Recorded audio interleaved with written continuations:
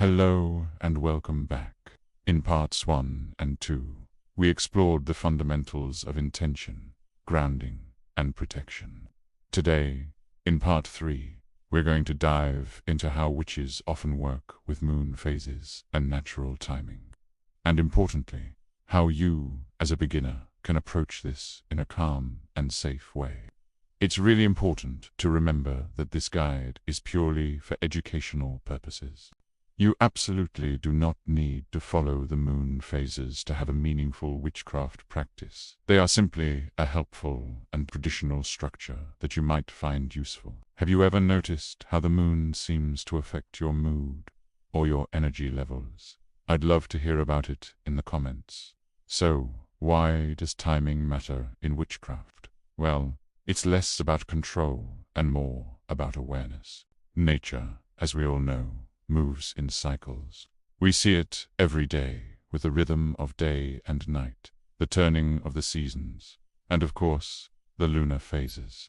When we choose to work with these natural cycles, it can help our practices feel calmer, more connected, and more intentional. It's like swimming with the current instead of against it. But let's be clear, timing doesn't magically make something powerful. Your focus and your intention are what truly give your practice its strength. Timing is just the framework you can choose to build upon.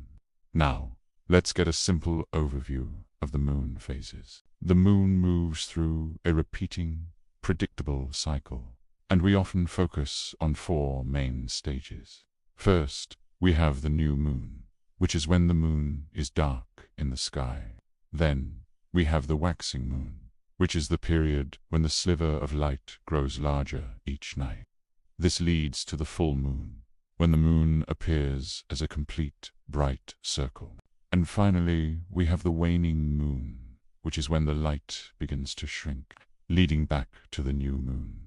Each of these phases is seen to symbolize a different kind of energy or focus.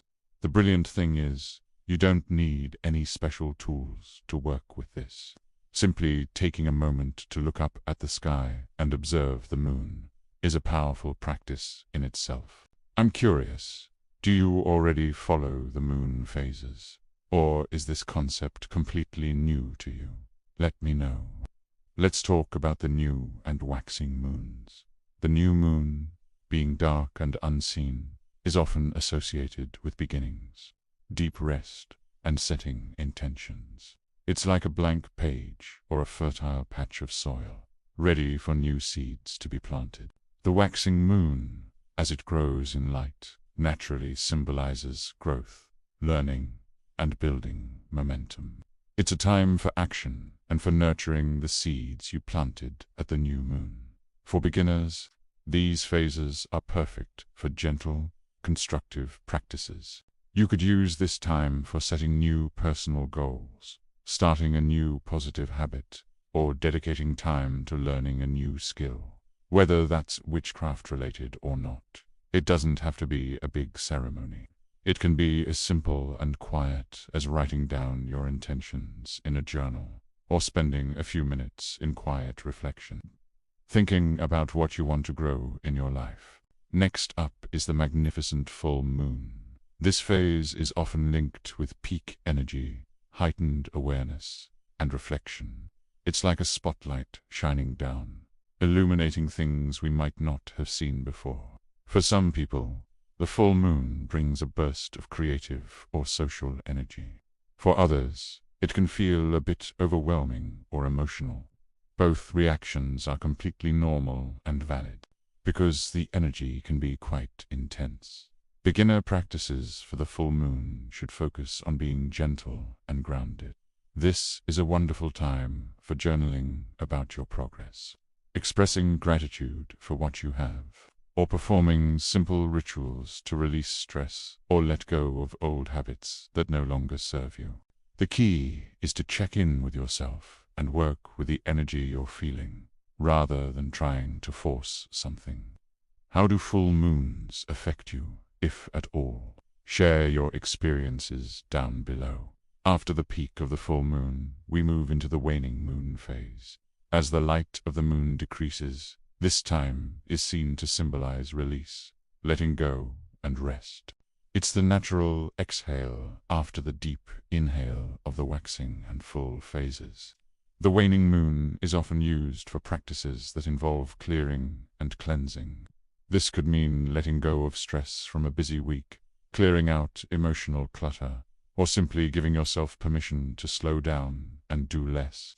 It's so important to remember that doing less is still doing something incredibly meaningful. Rest is a vital and productive part of any practice, and indeed, any life. The waning moon gives us the perfect cosmic permission slip to recharge our batteries before the cycle begins anew. As with any new skill, it's easy to make a few mistakes when you start working with the moon. One of the most common pitfalls is feeling pressured to do something for every single phase. This can lead to burnout and make your practice feel like a chore.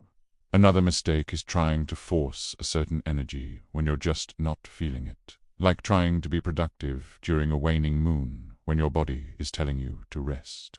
Finally, it's easy to see complex rituals online and feel like you need to copy them, but this can be overwhelming. The most important thing is that moon work should support your life, not complicate it. If it ever starts to feel stressful or like another thing on your to-do list, give yourself permission to simplify, or even take a break. Your practice should serve you. If this guide has been helpful for you, please take a moment to like the video. It makes a huge difference and really supports the channel. I would love for you to leave a comment with your own moon experiences, or any questions you might have about what we've discussed. And please, tell us what you would like to see covered in part 4 of our Beginners series. Don't forget to subscribe and turn on notifications for more calm, practical, and beginner-friendly witchcraft guides. Thank you so much for watching today.